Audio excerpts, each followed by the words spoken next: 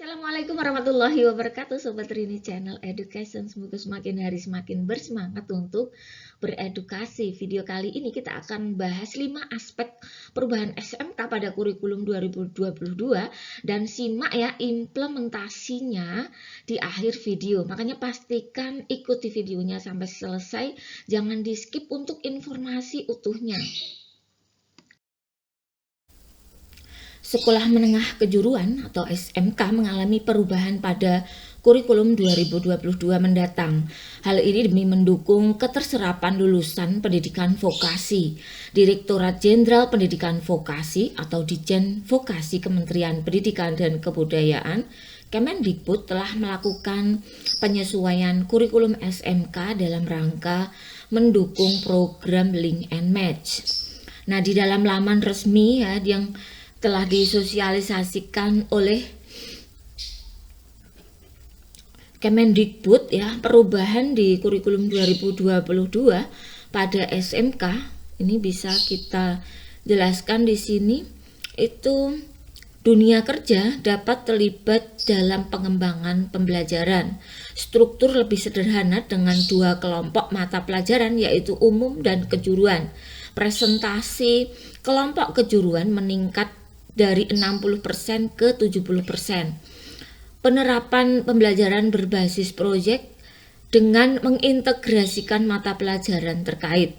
Praktek kerja lapangan atau PKL menjadi mata pelajaran wajib minimal 6 bulan atau 1 semester. Pelajar dapat memilih mata pelajaran di luar program keahliannya. Alokasi waktu khusus proyek penguatan profil pelajar Pancasila dan budaya kerja untuk meningkatkan soft skill karakter dari dunia kerja. Nah, ini kemudian nanti bisa kita jelaskan ya di penjelasan berikut. Dilansir dari laman resmi Vokasi Kemendikbud menyebutkan terdapat 5 aspek perubahan ya. Kalau kita merangkum dari keterangan yang kita bacakan sekilas tadi ya untuk memajukan pendidikan vokasi tersebut. 5 aspek tersebut adalah yang pertama, mata pelajaran akan dijadikan vokasional atau ilmu terapan. Mata pelajaran yang bersifat akademik dan teori akan dikontekstualisasikan menjadi vokasional. Mata pelajaran matematika dan bahasa Indonesia yang cenderung terlalu teoritis akan diubah menjadi lebih praktis atau terapan, sehingga siswa SMK lebih mudah mengimplementasikannya. Direktorat Jenderal Pendidikan Vokasi atau Ditjen Vokasi mengungkapkan misalnya, matematika dan bahasa Indonesia akan menjadi matematika terapan dan bahasa Indonesia terapan. Pernyataan ini diperkuat dengan pemaparan Kemendikbud mengenai sosialisasi kurikulum 2022 terkait karakteristik di setiap jenjang sekolah. Struktur lebih sederhana dengan 2 kelompok mata pelajaran, yaitu umum dan kejuruan. Presentasi kelompok kejuruan meningkat dari 60 ke 70%. Artinya, mata pelajaran umum dan kejuruan akan lebih banyak praktik. Jadi sekitar 30% teori dan selebihnya 70% praktik. Perubahan yang kedua yaitu praktik kerja industri minimal 1 semester. SMK akan menerapkan magang dan praktik kerja industri atau praktik kerja lapangan dilakukan sekurang-kurangnya 6 bulan atau 1 semester. Sebelumnya dilakukan setengah semester atau sekitar 3 bulan saja. Direktur Jenderal Pendidikan Vokasi Wikan Sakarinto mengatakan magang atau praktik kerja industri atau prakerin minimal 1 semester atau lebih. Nah, hal ini ternyata juga dimasukkan ke dalam kurikulum 2022 nantinya sesuai pemaparan sosialisasi kurikulum 2022 oleh Kemendikbud mengenai karakteristik kurikulum di setiap jenjang yang menyebutkan bahwa praktik kerja lapangan menjadi mata pelajaran wajib minimal 1 semester. Yang ketiga adalah penerapan metode project based learning.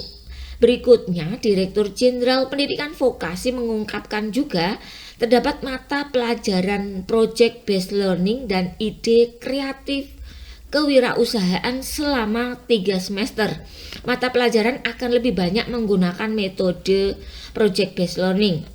Pernyataan tersebut seperti juga akan terrealisasikan pada kurikulum 2022 seperti yang dipaparkan oleh Kemendikbud saat mensosialisasikan kurikulum 2022 yang menyebutkan penerapan pembelajaran berbasis project dengan mengintegrasikan mata pelajaran terkait. Yang keempat adalah memilih mata pelajaran di luar jurusan. SMK akan menyediakan mata pelajaran pilihan selama 3 semester. Misalnya, siswa jurusan teknik mesin dapat mengambil mata pelajaran pilihan marketing. Nah, terakhir terdapat kokurikuler wajib di tiap semester. Misalnya, membangun desa dan pengabdian masyarakat. Sehingga siswa dapat memilih tempat pembelajaran di luar jurusannya. Direktur Jenderal Pendidikan Vokasi dalam keterangan tertulisnya juga mengungkapkan dalam program SMK CEO 2020 kami juga sudah memasukkan paket 8+1 sedangkan pada tahun 2021 akan dicanangkan program SMK Pusat Keunggulan atau PK yaitu penyempurnaan SMK CEO dengan melibatkan PTU untuk membangun SMK. Sama halnya ini akan direalisasikan pada kurikulum 2022 oleh Kemendikbud yang menyebutkan bahwa pelajar dapat memilih mata pelajaran di luar program keahliannya. Yang kelima, peningkatan soft skill. Mewujudkan adanya peningkatan kualitas pendidikan vokasi, Dijen Pendidikan Vokasi akan mendorong para SDM terkait yang mencakup kepala sekolah, guru pada satuan pendidikan vokasi untuk berani mengimplementasikan beragam inovasi. Sekitar lebih dari 3.500 kepala sekolah dan guru SMK sudah mendapatkan training mindset, leadership, dan kompetensi produktif di tahun 2020.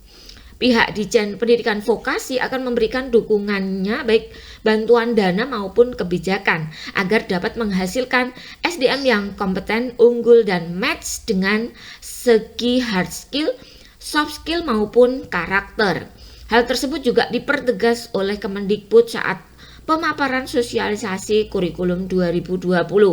Alokasi waktu khusus proyek penguatan profil pelajar Pancasila dan budaya kerja untuk peningkatan soft skill karakter di dunia kerja.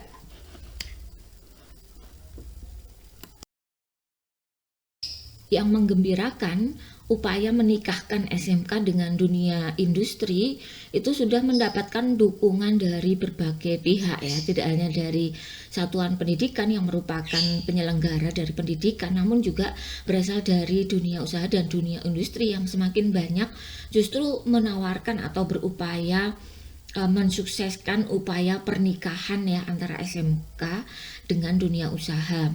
Nah, sehingga kita semakin hari semakin optimis bahwa ke program 8+1 SMK itu tampaknya akan mendapatkan respon yang baik dan juga perkembangan yang sangat baik. Jadi artinya kurikulum nanti benar-benar akan disusun bersama dengan Dudi, kemudian ada pembelajaran berbasis proyek yang real dari Dudi. Kemudian akan ada guru dan dosen dari Dudi, kemudian nanti magang atau praktek kerja industri ya minimal 1 semester, ini pasti akan lebih mudah. Kemudian sertifikasi kompetensi yang sesuai dengan Dudi yang memang menikah dengan SMK tersebut. Kemudian yang keenam adalah adanya training rutin dari Dudi sehingga nanti memunculkan riset terapan ya dengan adanya teaching factory. Nah, yang kedelapan adalah komitmen serapan lulusan oleh Dudi. Nah, ini kedelapan hal ini upaya yang benar-benar real untuk menikahkan SMK dengan dunia usaha maupun dunia industri, sehingga benar-benar ini upaya link and match-nya ini benar-benar berkesinambungan dari awal ya, mulai menggodok kurikulum sampai nanti keterserapan lulusan. Nah, yang berikutnya itu adalah berupa bantuan dan seterusnya yang mungkin nanti perlu ada pembicaraan lebih lanjut ya, karena ini berarti kan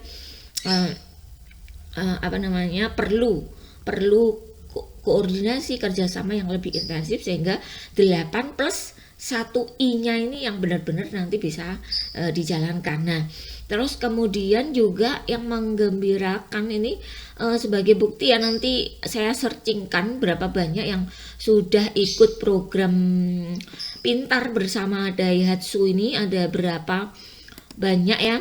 Ini kalau kita searching di Google program pintar bersama Daihatsu, ini ada SMK